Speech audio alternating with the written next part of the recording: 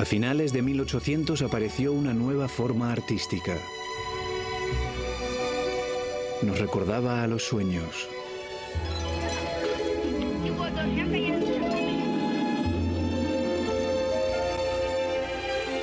El cine es una industria global multimillonaria, pero no la mueven ni la taquilla ni el entretenimiento, sino la pasión, la innovación. Así que viajaremos para encontrar esas innovaciones. Las veremos en Stanley Donen, creador de Cantando bajo la lluvia, en Jane Campion en Australia, en las películas de Kyoko Kagawa, que apareció en la que podría ser la mejor película de la historia, en Amitabh Bachchan, el actor más famoso del mundo, y en las películas de Scorsese, Spike Lee, Lars von Trier y Akira Kurosawa. Bienvenidos a la historia del cine, una odisea. Una historia épica de innovaciones durante 12 décadas, 6 continentes y 1000 películas.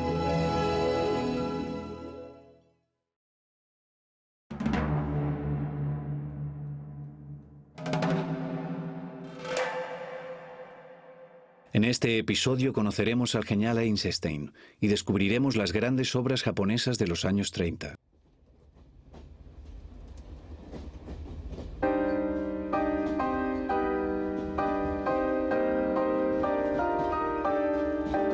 Los años 20 y 30 fueron buenas décadas para el cine. El cine de entretenimiento brillaba con luz propia, pero algunos cineastas rebeldes lo cuestionaron. La batalla por el alma del cine logró que fuera maravilloso. El cine romántico de los años 20 tenía este aspecto: luz tenue, poca profundidad de campo, maquillaje, aire onírico. Entre los primeros rebeldes encontramos los grandes directores realistas, quienes en una escena como esta desnudaban el cine comercial, eliminando la fantasía, el brillo y el maquillaje. Era el principio de la revolución contra el cine romántico. En todos los rincones del mundo, 7 grupos más de rebeldes vieron en el cine del siglo XX la opción de cruzar la superficie y experimentar lo que significa estar vivo. El cine era su laboratorio. La grandeza del cine de los años 20 e inicios de los 30 fue consecuencia de sus obsesiones, ideas y sociedades. Tras los realistas, el siguiente desafío al cine comercial llegaría de manos de este hombre, Ernst Lubitsch. Al principio actuaba en las películas. Era un torpe seductor sobreactuado casi adolescente. En sus papeles se burlaba de la visión opresiva y victoriana del sexo y el amor que transmitían las películas, y se forjó un estilo propio.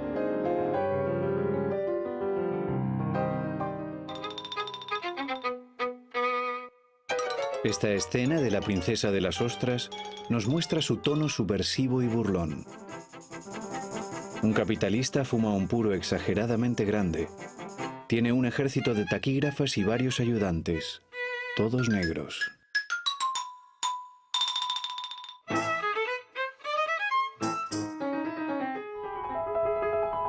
Pocos directores eran tan osados visualmente como Lubitsch. En El gato montés, una chica se enamora de un teniente. Él le da su corazón y ella se lo come.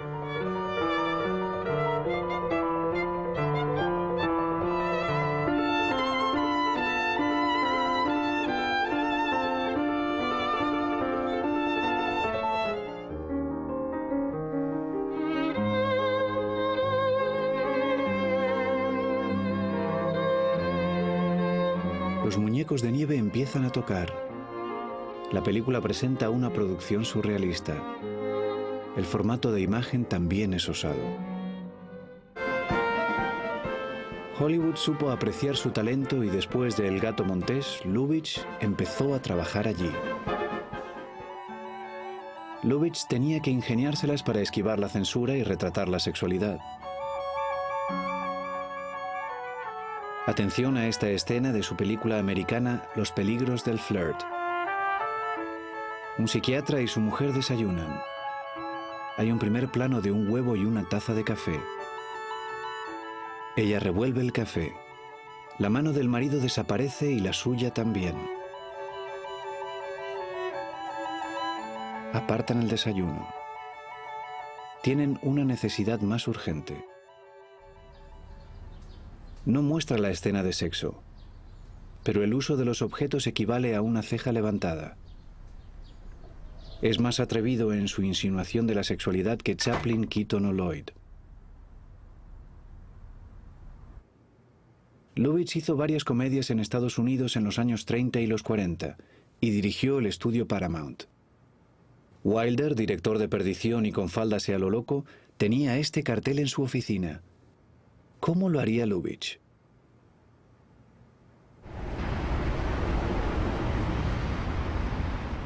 Lubitsch innovó la comedia, y el tercer asalto a las convenciones del cine de los años 20 llegó de París.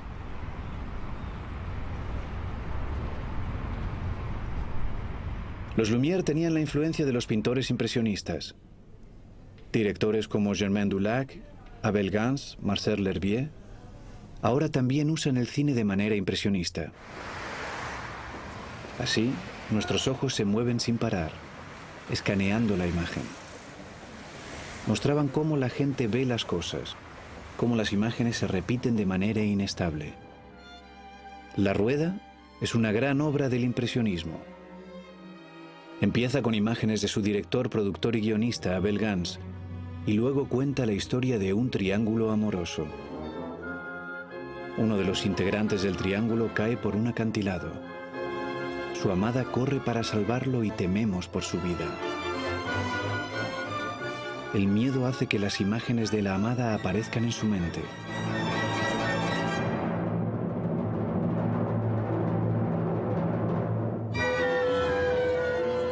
Nos hemos metido en su cabeza. La pantalla se ha convertido en su mirada interior. El cine romántico tenía mucho suspense, pero las imágenes debían ser legibles. Aquí algunas duran un solo fotograma. Van demasiado rápido para verlas una a una. Pasan veloces y nos dan la sensación de que son sus últimos suspiros.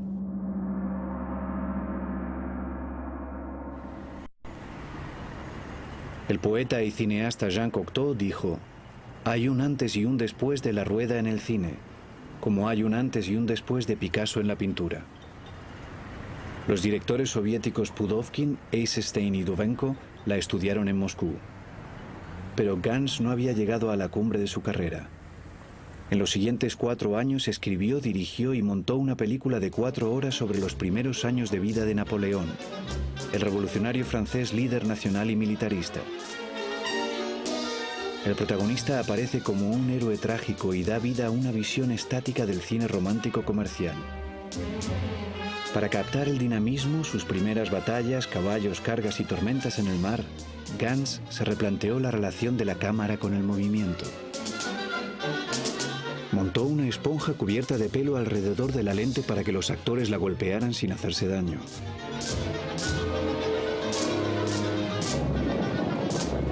En las primeras escenas del joven Napoleón en Córcega, Gance puso una cámara con aire comprimido en la silla de un caballo para captar la energía del movimiento de Bonaparte.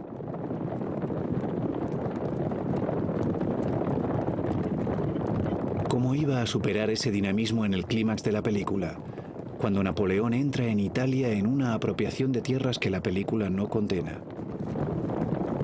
¿Cómo superaría las imágenes épicas y los decorados de Cabiria, de Pastrone o de Intolerancia de Griffith?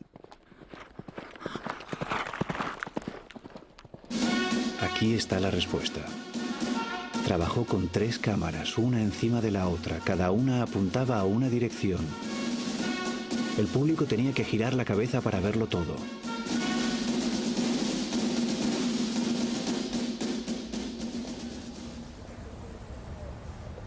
Napoleón se estrenó aquí, en la Ópera de París.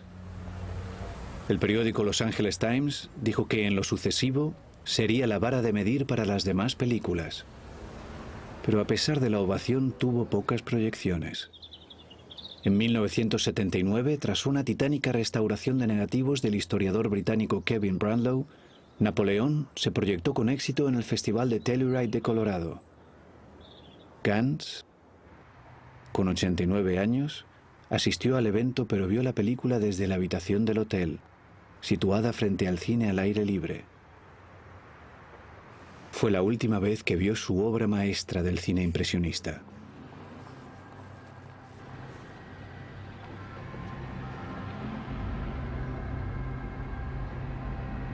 En Alemania, a finales de la década de 1910 y en los años 20, tuvo lugar la cuarta acometida contra el cine romántico comercial.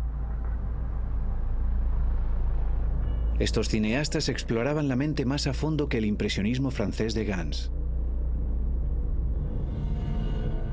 Influidos por los llamados pintores expresionistas, los escenógrafos, cuyo trabajo era tan fragmentado como un espejo roto, empezaron a trabajar en películas expresionistas.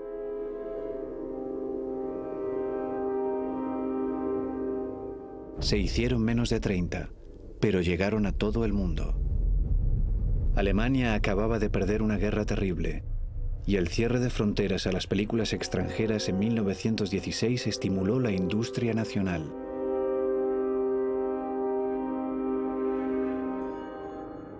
La película expresionista más influyente fue El gabinete del Dr. Caligari, de Robert Wiene.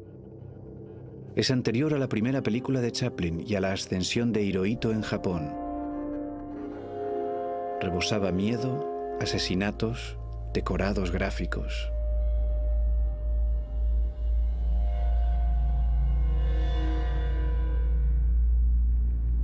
Los cineastas de estudio filmaban interiores sin luz natural, mientras los escandinavos hacían lo contrario. Wiene y su jefe de diseño, Hermann Warm, encontraron una revolucionaria tercera vía. Llenaban el decorado de luz uniforme y pintaban sombras en el suelo y las paredes.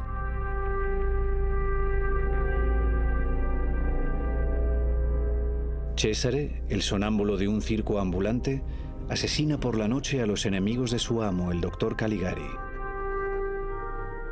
La historia tenía tintes políticos. Caligari representaba al dominante Estado alemán y Cesare a la gente común, manipulada por él.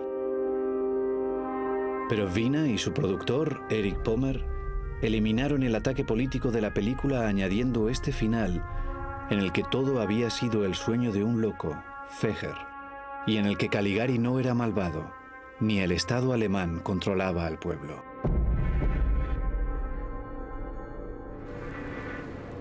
Se filmó aquí, en el estudio Babelsberg, cerca de Berlín. La extraña imaginería de la película llevó el tema del punto de vista mucho más lejos que los impresionistas. Los espacios aparecían cortados como trozos de vidrio, con la luz fragmentada que mostraba el terrible estado mental de Feger. El eco de Caligari se sigue oyendo con el paso de los años. El corazón delator de Charles Klein muestra su influencia.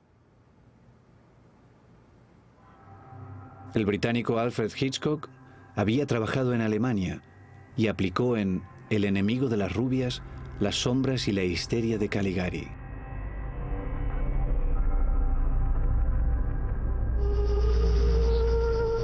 Pero la película más impactante inspirada en Caligari apareció en Japón a principios de los años 20. El exactor Teinosuke Kinugasa vio esta película, La Rueda, y rodó Una página de locura. Esta es la escena inicial. Una tormenta, un manicomio, imágenes superpuestas, cortes rápidos como en La Rueda.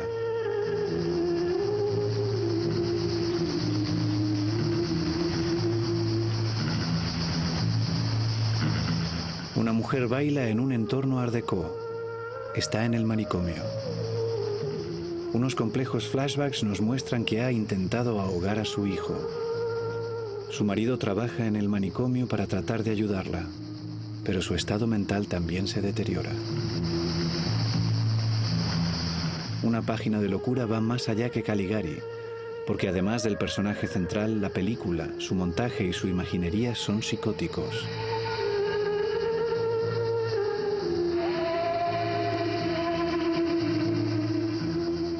Una página de locura combina la rapidez del impresionismo con el profundo malestar del expresionismo. Y es la segunda gran película japonesa después de Almas en la carretera.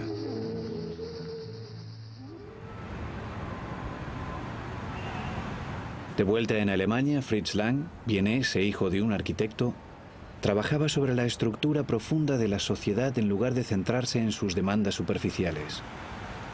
Lang es autor de la película muda más representativa de la época y que podría haber sido obra de un arquitecto, Metrópolis. Situada en el 2000, nos habla de los conflictos entre los obreros y un empresario industrial en una gran ciudad. Es una Nueva York imaginaria. Carreteras y vías de tren en el cielo con unas tomas geniales de las maquetas. Una mujer joven, María, inspira a los obreros. Es una figura casi mesiánica. El empresario construye un robot a su imagen para manipular a las masas. El robot es un maniquí simétrico con luces intermitentes. Los ojos son impactantes, acentuados por el maquillaje.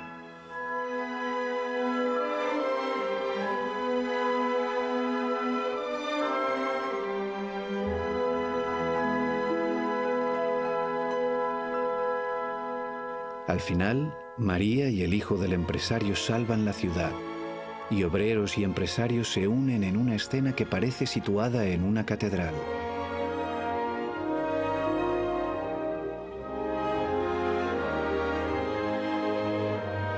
Los paisajes urbanos, los robots, la explotación y el paraíso urbano de Lang fueron muy influyentes.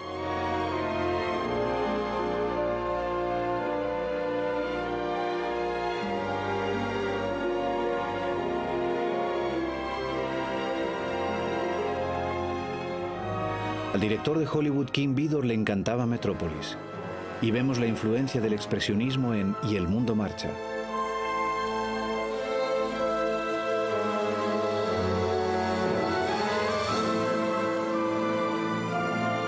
A Hitler también le gustó Metrópolis. Y los ocupantes del campo de concentración de Mauthausen comparaban la enorme rampa que construyeron con esta.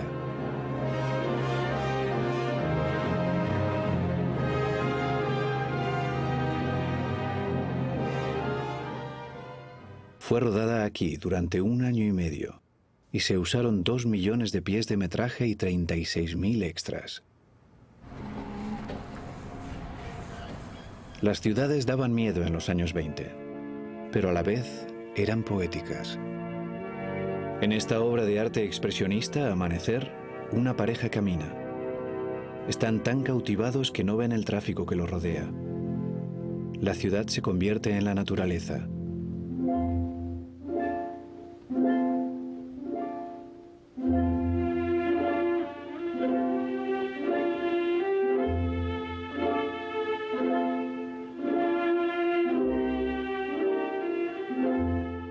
Y luego vuelve a ser la ciudad.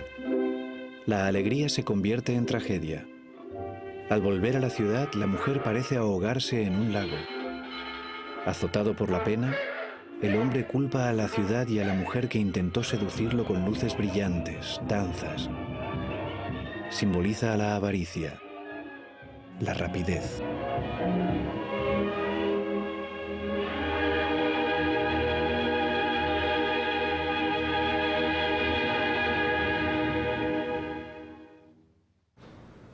F.W. Murnau dirigió Amanecer y fue uno de los mejores directores de la historia.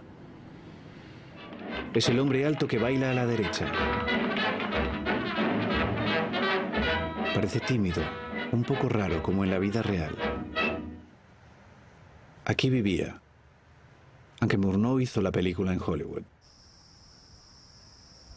Tuvo libertad total para trabajar en ella, algo poco común. Construyeron el enorme decorado de la ciudad y le sacaron todo el partido a los efectos de luz disponibles. Al final, la mujer urbana, símbolo de modernidad y avaricia, se marcha, y la vida del hombre y su mujer se convierte en una pintura del romanticismo alemán.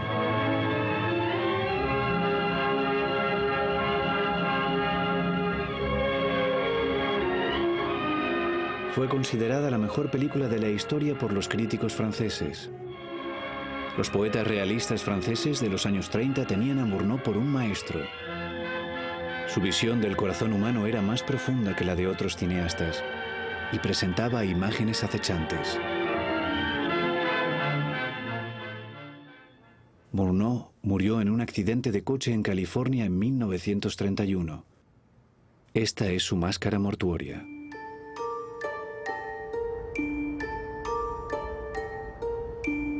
En Francia y Alemania, en los años 20, las películas estaban de moda entre los intelectuales. Eran el último grito en las escuelas de arte, y es normal que artistas experimentales y cineastas intentaran alejarse mucho más de las normas de Hollywood que el expresionismo alemán.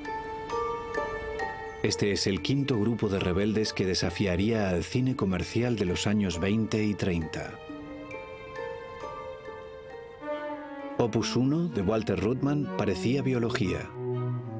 Pintaba vidrio, lo filmaba, quitaba la pintura aún mojada, añadía otra capa y filmaba de nuevo.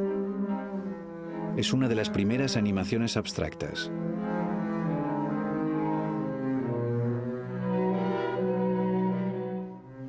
El dadaísmo era un movimiento centrado en la burla, la anarquía y la comedia. En 1924, el dadaísta francés Picabia encargó Entreacto para proyectarla en el entreacto de un ballet. René Clair, que había sido periodista, puso la cámara en lugares atípicos para un ballet tradicional, justo debajo del bailarín o en un cañón danzante. Picabia dijo: no respeta nada, solo el deseo de reírse a carcajadas.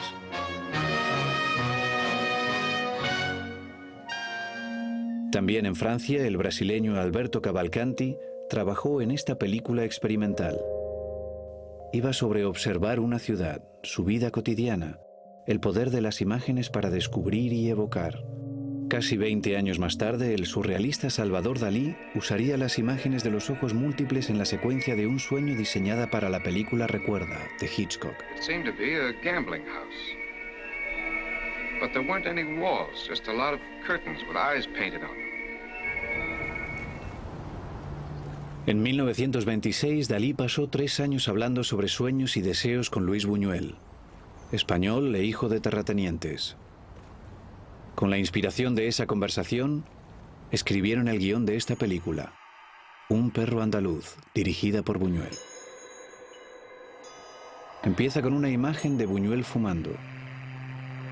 Tiene una hoja de afeitar, ve una nube cruzando la luna y sea él o la película, se imaginan otra cosa. La hoja corta el ojo de una mujer. 8 años después, una libre asociación sorprendente, un intento de mostrar cómo funciona el inconsciente. Un hombre vestido de mujer se cae de su bicicleta. Lleva una caja. Esta es la caja.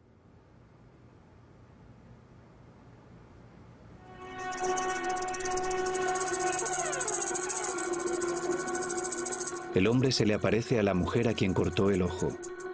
Le salen hormigas de las manos. Tras un fundido vemos la axila de la mujer y un erizo de mar. Estas últimas tomas son libres asociaciones.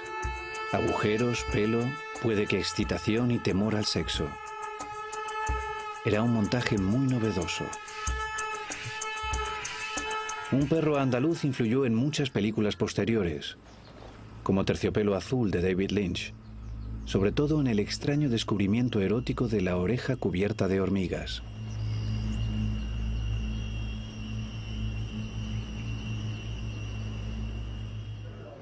El siguiente trabajo de Buñuel, La Edad de Oro, aún nos impacta. Una pareja intenta hacer el amor entre el fango, pero un grupo de burgueses junto con el clero los detienen.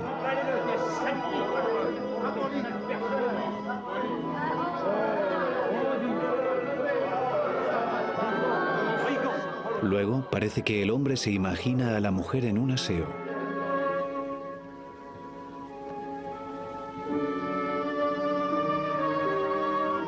El papel higiénico se quema. Hay un fundido y vemos lava.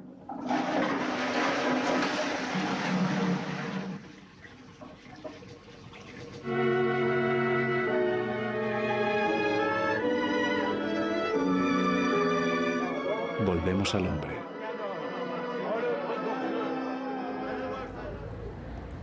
La película se estrenó aquí el 3 de diciembre de 1930. La Liga de los Patriotas arrojó tinta contra la pantalla y atacó al público. Un periódico español dijo que era el nuevo veneno que el judaísmo y la masonería usaban para corromper a la gente. Quedó fuera de distribución durante 50 años. Si Buñuel y la Edad de Oro rechazaban los contenidos del cine romántico, el sexto grupo de disidentes rechazaba totalmente su forma.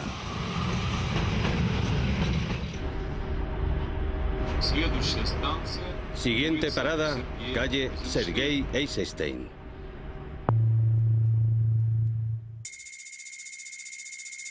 Fueron los más frenéticos.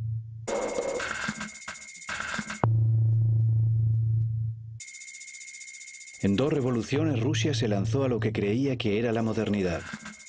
Intentó que la sociedad fuera más igualitaria y apartó con violencia a la clase gobernante. La vida se convirtió en una espiral. Uno de los hijos de la revolución, un niño prodigio, Zyga Vertov, con un nombre que significa peonza, preparó este noticiero. La cámara observaba desde el tren el trabajo de los campesinos. El nuevo dirigente de la Unión Soviética, Lenin, dijo: "De entre todas las artes, el cine es la más importante para nosotros". Una reverencia para Sergei Eisenstein, el más genial innovador de este arte. Esta es su primera película.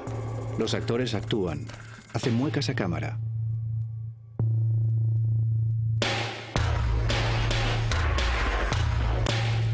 Eisenstein es uno de los personajes más complejos del cine.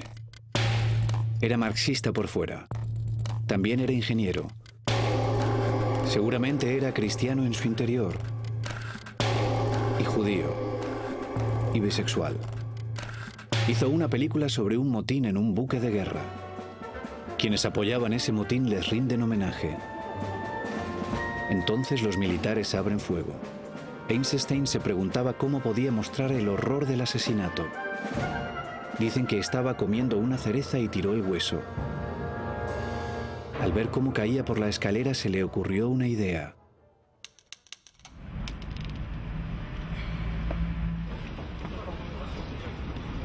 Pensó que los escalones son como el mundo inclinado, como un escenario. Eisenstein decidió filmarlo en ese tipo de escenario. Hizo caer en cascada a los cadáveres por la escalera. Estudió tecnología minera y dijo que en un momento detonaría a los asesinatos. Esto es lo que ideó. Un subtítulo enorme. 3 tomas de la cabeza de una mujer rebotando. Un paraguas.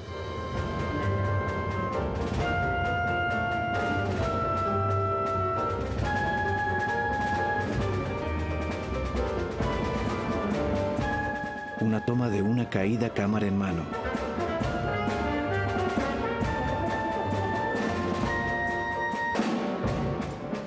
Una cámara dolly junto a las escaleras. Tomas de unos 3 segundos de media. En el cine de Estados Unidos de los años 20 las tomas eran de unos 5 segundos de media. En Alemania de 9 segundos. Eisenstein eligió a este chico y le dijo que se cayera. En la vida real era portero de fútbol, así que lo hacía bien. Su madre se da cuenta. El horror se retrasa. Su cara es legendaria, una máscara totalmente primaria. Llega este terrible momento.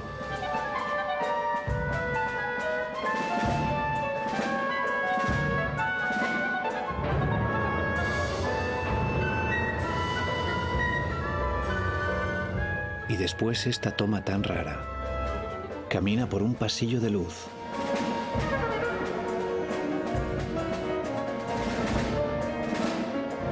La cámara estaba a la izquierda, pero ahora está aquí, arriba a la derecha. La típica madre de Griffith. Eisenstein lo adoraba. El cochecito se balancea porque su cuerpo moribundo lo empuja. Es como el hueso de cereza que cae en el campo de batalla.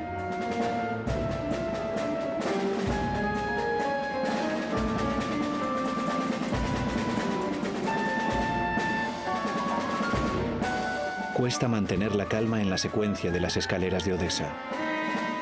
Es justo lo que Eisenstein buscaba. Llamaba a lo que acabamos de ver el montaje de atracciones. Cuando vemos la secuencia de las escaleras de Odessa nos conmueve el momento en el que el ejército pisa al chico, salta desde la pantalla hacia nosotros. Ver el cochecito nos inquieta, las emociones salen de la pantalla y nos alcanzan. En nuestra cabeza, los dos conceptos chocan y nos sugieren la inocencia masacrada por el Estado, el zar. 1 más 1 son 3. Eisenstein decía que araba la mente del público. El acorazado Potemkin se estrenó en este cine en 1909. Es uno de los más antiguos del mundo. La película tuvo mucho éxito en todo el mundo. A Chaplin le encantó. Estas son las cosas de Eisenstein.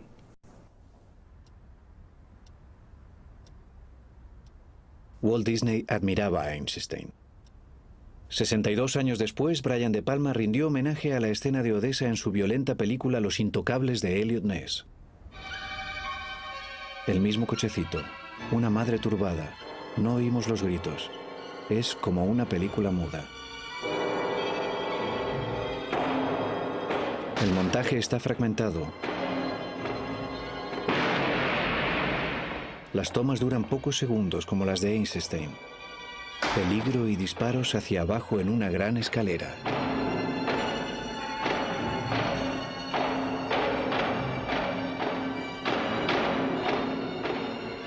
Algunos dicen que Eisenstein justifica la violencia, pero el guardián de su legado, el historiador Naum Kleiman, rodeado por libros sobre Eisenstein, lo niega. En el acorazado Potemkin, Eisenstein no llamaba a la revolución. Esa es una burda interpretación de los años 30. Que Eisenstein nos enseñara a organizar una revolución. Es totalmente al contrario. La fraternidad es la ley para la existencia. Y la película es el resultado de la idea de la felicidad en la tierra, de una vida tranquila y de la violencia. La película se opone a cualquier forma de violencia. Si hay propaganda es para la fraternidad, no para el odio. El humanismo de Eisenstein. Un humanismo que cuesta echar de menos y que Eisenstein encontró en otro director soviético de los años 20. Una noche fue al estreno de un cineasta ucraniano, Alexander Dovzhenko. Al final de la película, Eisenstein dijo: ¿pero qué ha pasado aquí? Y esto es lo que sucede en Arsenal. Está ambientada en un momento complejo de la historia política de Ucrania. Hay una guerra. Las mujeres permanecen inmóviles bajo el sol en pueblos arrasados.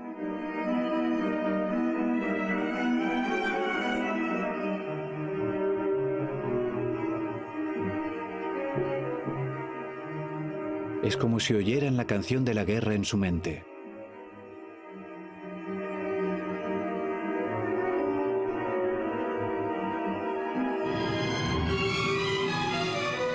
Un alemán se vuelve loco con el gas de la risa y aparece un soldado muerto. Medio enterrado pero sonriendo.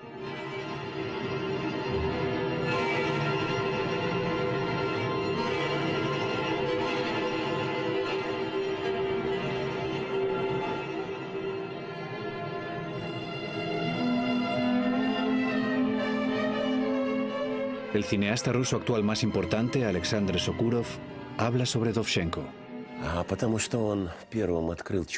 Sabe cómo estimular los sentimientos más profundos del público. Sus películas eran muy evocadoras y sugerentes. Era profundamente sincero. Fijaos en la escena del hombre caminando junto a la carretera. De repente empieza a cantar. Lo más raro es que de repente se desploma.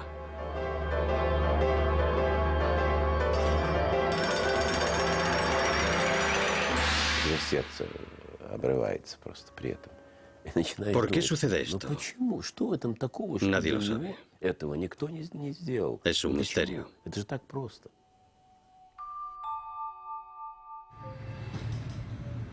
Aquí tenemos el guión original de Arsenal de Dovzhenko. Sigue estando en Vizhik, la escuela de cine en la que era profesor. En el mismo aula. Lenin murió y llegó Stalin. Con él murió el brillante montaje soviético. Eisenstein siguió creando obras de arte hasta su muerte en 1948.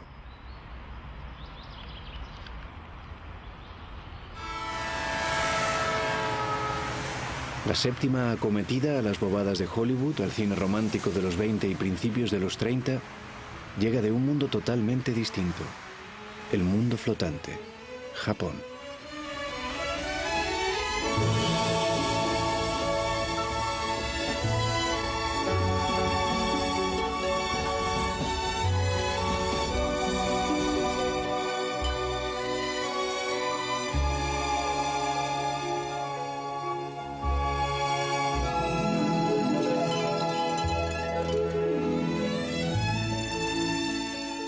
Japón luchó contra casi todo el mundo en los 30 y los 40 y mató a millones de personas con su arrogancia. En una especie de compensación entre tanto horror, sus cineastas crearon las películas más humanas de la época. Las más provocadoras fueron obra de este rebelde enterrado a las afueras de Tokio. La gente recorre el mundo entero para llegar hasta aquí. Le dejan whisky y vino porque era un borracho. La tumba no tiene nombre ni fecha de nacimiento o muerte. Solo está el carácter japonés Mu, la nada, el vacío. El hombre enterrado aquí, Yasuhiro Ozu, era una especie de filósofo, pero seguramente fue el mejor director de todos los tiempos. No hay imágenes de entrevistas con Ozu. No se casó, no trabajó en fábricas ni fue a la universidad. Pero durante 30 años hizo películas sobre la tranquila vida de la gente casada, los obreros de las fábricas y los estudiantes. Está considerado un cineasta muy serio. La primera película en la que presentó un estilo maduro, He nacido pero, es una rápida y exquisita comedia sobre dos chicos, dos hermanos. Interpretaciones naturales filmadas con un trípode bajo, a la altura de los niños.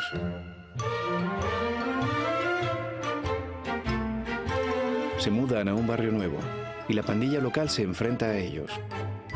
Una lucha de fuerzas en el mundo de la niñez.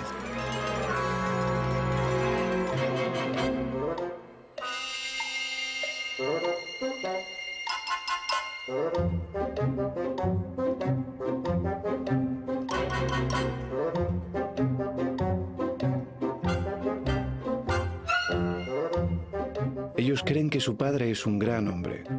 Entonces lo ven en una película amateur, haciendo el tonto para el jefe, como un tipo cualquiera, humillado. Este hecho trastoca sus vidas.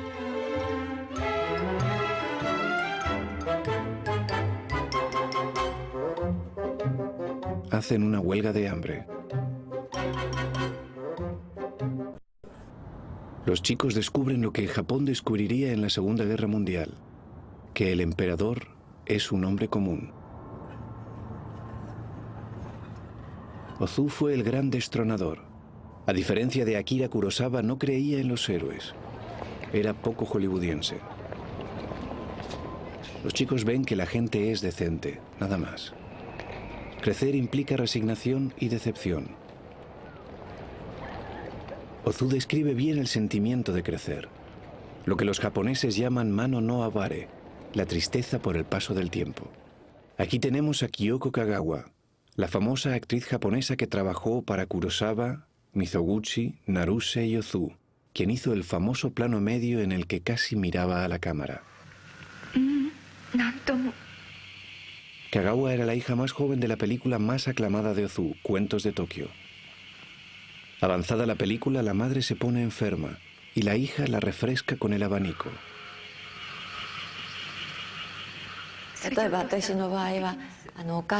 En la escena en que abanico a mi madre, que está enferma, y tengo que bajar la mano para mirarla ahora, digo, voy a buscar a mi hermano.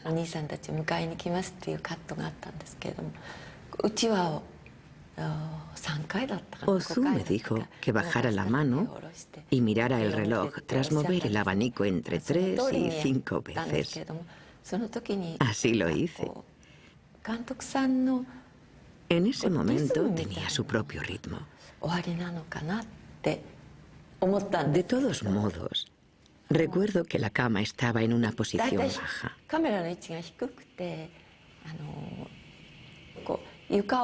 No quería enseñar el suelo y pretendía filmar parte del techo para que tuviera un aspecto tridimensional. La historia de Kagawa nos lleva al punto crucial de Ozu. Sus películas eran distintas a las de los cineastas anteriores y posteriores.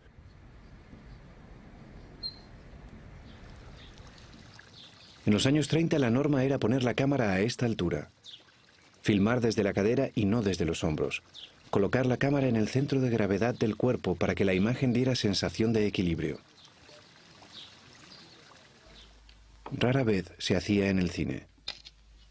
En los años 70, la revolucionaria película de C. Ackerman, Jan Dillman, fue una de las pocas que usó la altura de cámara de Ozu. Y esto solo fue una de las innovaciones de Ozu. La mirada de los actores de cine comercial suele ser esta, pero en las películas de Ozu solía ser esta.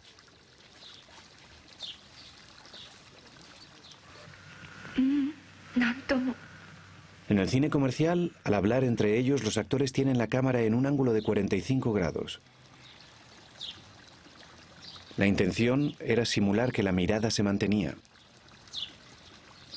Ozu alejó la cámara y la llevó entre los actores, a la escena, a 90 grados.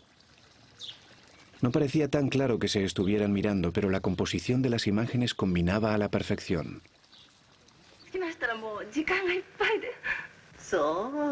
A Ozu le interesaba combinar las tomas, tanto si eran personas como interiores de una casa. Cuanto más las miras, más notas el orden del espacio. Sus encuadres son ventanas en mundos visualmente equilibrados. Ozu odiaba que el cuerpo humano cortara un encuadre y por eso filmaba desde lejos, para asegurarse de que si alguien se ponía de pie, su cabeza no desaparecería así. Usaba lentes de unos 50 milímetros para que las caras y los espacios no fueran voluminosos, como ocurre con lentes de 20 o 30 milímetros.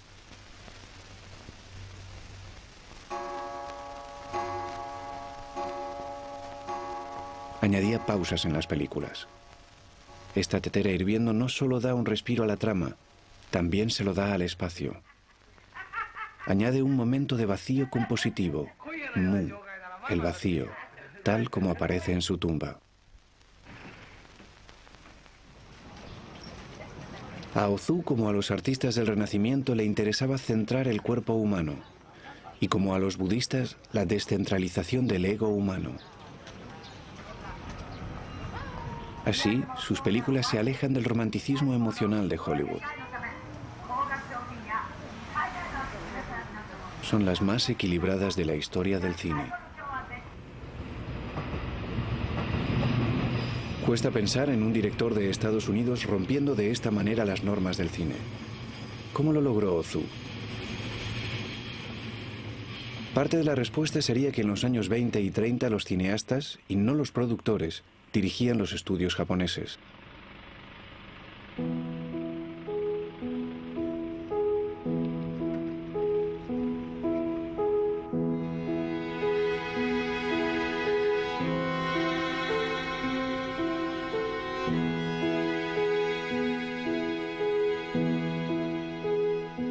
Estas son las salas del Toho Studio, donde el futuro director Akira Kurosawa preparaba su gran película Los 7 samuráis en los años 50. Este hombre construyó algunos de los decorados.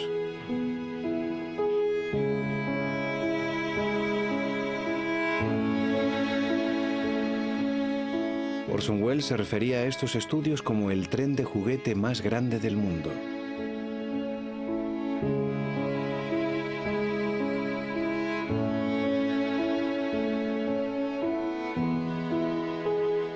El propio Ozu, y no un productor, decidía en este espacio.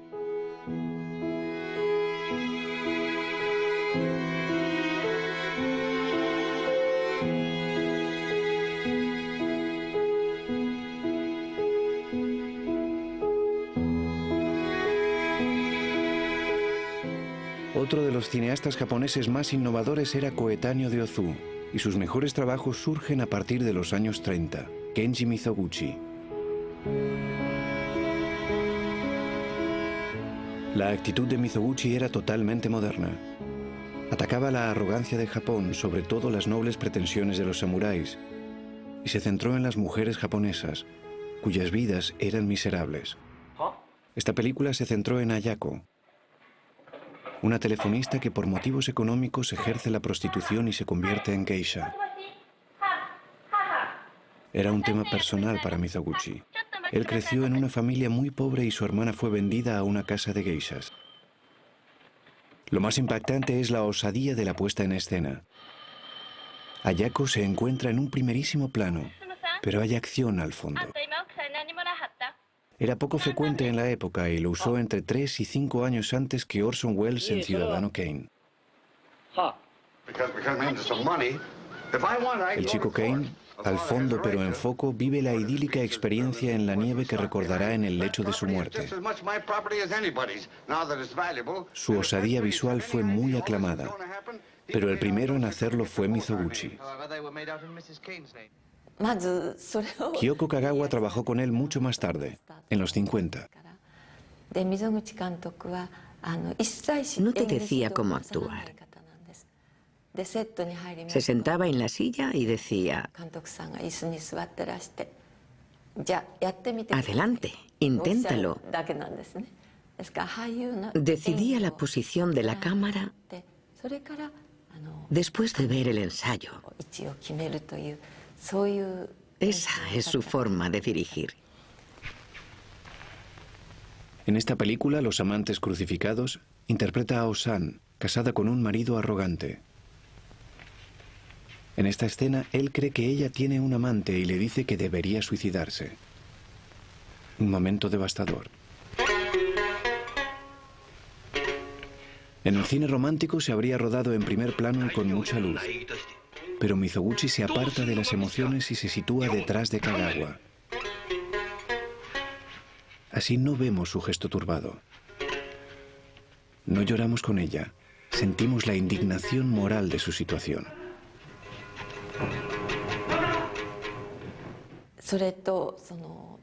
También recuerdo la particular forma de hablar de Mizoguchi, sus movimientos.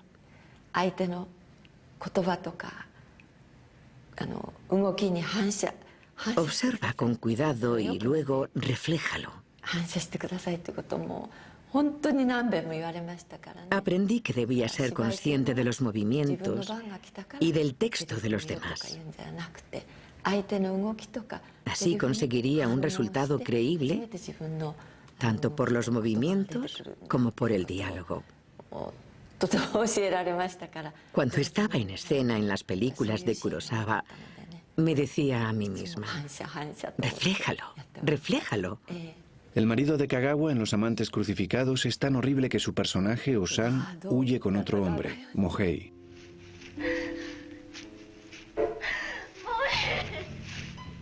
Mizoguchi fue conocido como director de mujeres y Kagawa siente que aprendió mucho con él, sobre todo en esta escena.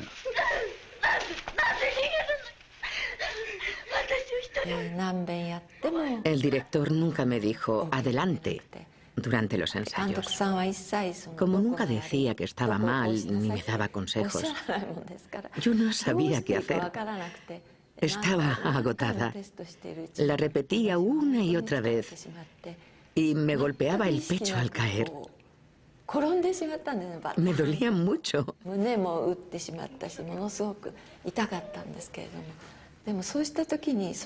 ese momento, no sé cómo describirlo. Tuve una sensación como una hinchazón. Me choqué contra Mohei y se convirtió en una escena de amor.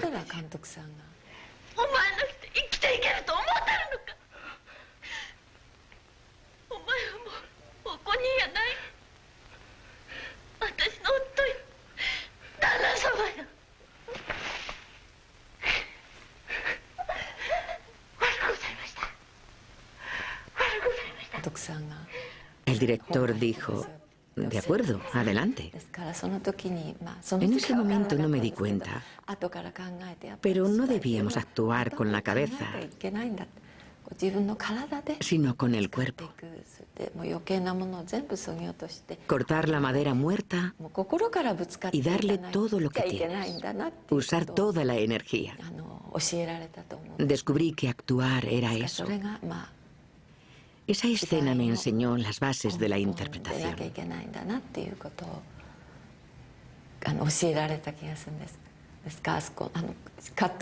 Aún no lo he olvidado.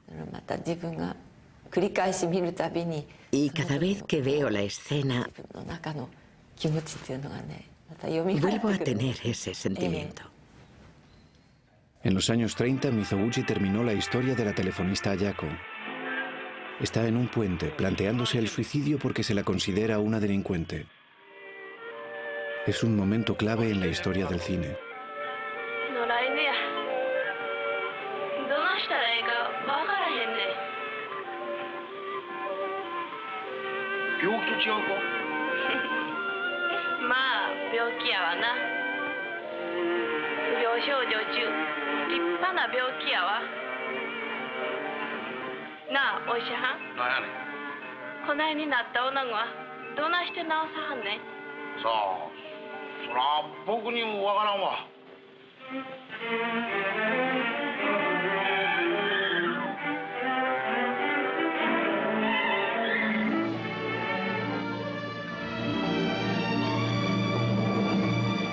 Casi 10 años más tarde, en Alma en Suplicio, John Crawford está en un puente parecido, planteándose un destino similar.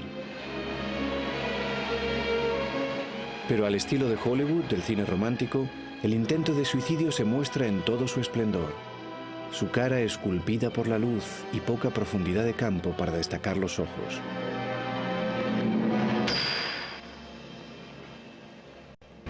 Pasarían 2 décadas hasta que los logros de Mizoguchi y Ozu fueran descubiertos, por así decirlo, por el cine romántico de Occidente. Uno de los errores más grandes de la historia del cine.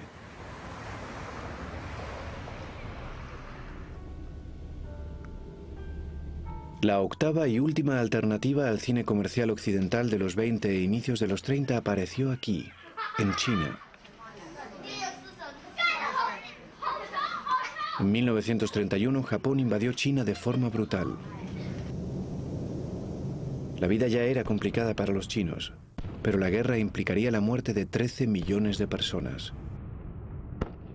En ese momento, el cine chino entra en la historia del cine. Hay películas chinas desde la década de 1910. Esto es típico. Trajes de época, el pretendiente en foco, con la técnica usada en Hollywood para señalarlo en el tejado. En los 30, China tenía un tipo de cine realista de izquierdas que desafiaba la fantasía de Hollywood y que, en una escena así, usaba ingeniosos ángulos de cámara y simbolismo para enseñar cómo los hombres seducen realmente a las mujeres.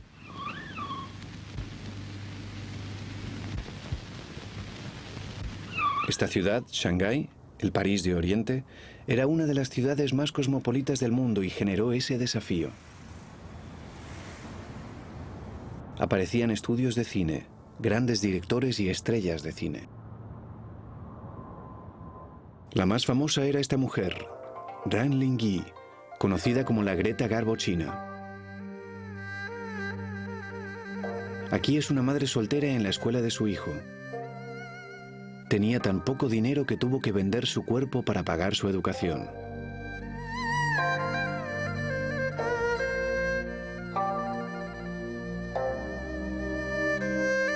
Esta toma nos muestra el cuchicheo y el rechazo.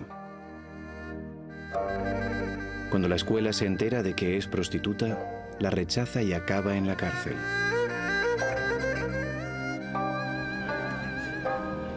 Las mujeres se sentían identificadas con Ran.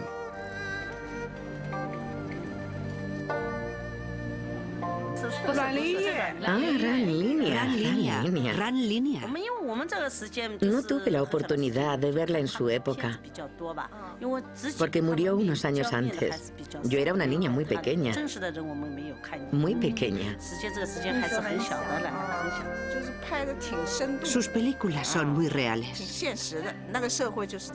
Reflejan cómo era la sociedad.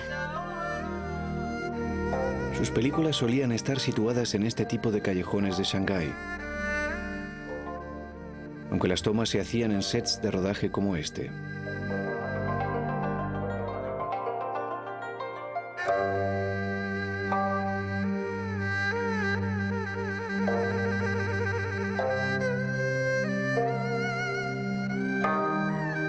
La gente dice que la interpretación realista empezó con Marlon Brando en Estados Unidos, pero fijémonos en Ran aquí, su fatiga, sus gestos poco ampulosos, su lenguaje corporal.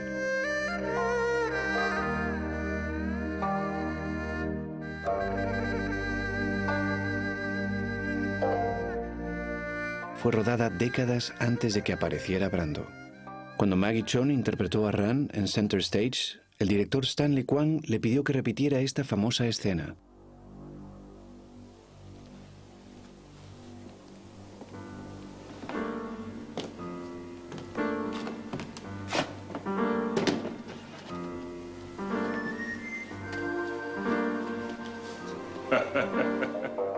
En esta película, New Women, Ran interpretaba a una actriz que se suicidó por el acoso de la prensa.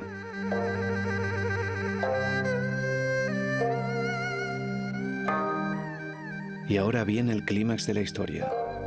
Los tabloides de Shanghái mancharon el nombre de Ran porque era moderna y realista en una ciudad llena de luces y sexo barato. En respuesta, Ran sufrió una sobredosis igual que su personaje y murió en 1935 a los 25 años. Su cortejo funerario tenía casi 5 kilómetros de largo y 3 mujeres se suicidaron en el camino. Fue portada del New York Times, que dijo que fue el funeral más espectacular del siglo. Aún hoy, Ran no aparece en las enciclopedias de cine. En las próximas décadas, Shanghái, la ciudad del sexo y el cine, construirá sus bases sobre el pasado y los decorados de callejones de las películas de los años 30 se llenarán del consumo capitalista típico de Disneylandia. Se convirtió en una especie de set de rodaje.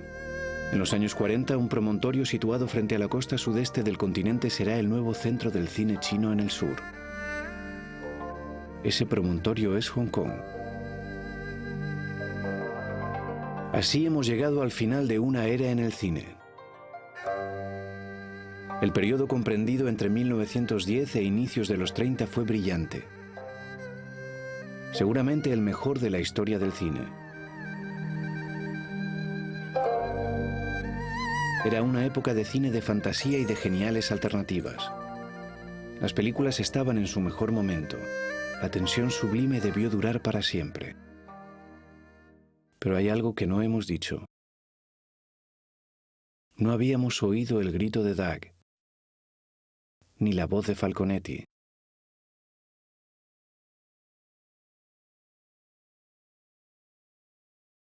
Ni siquiera el grito de las víctimas de Cesare. Su energía y su ternura nos marcaron enormemente, pero no tal y como ocurre en el mundo real, porque seguían en silencio. Lo que llamamos cine mudo.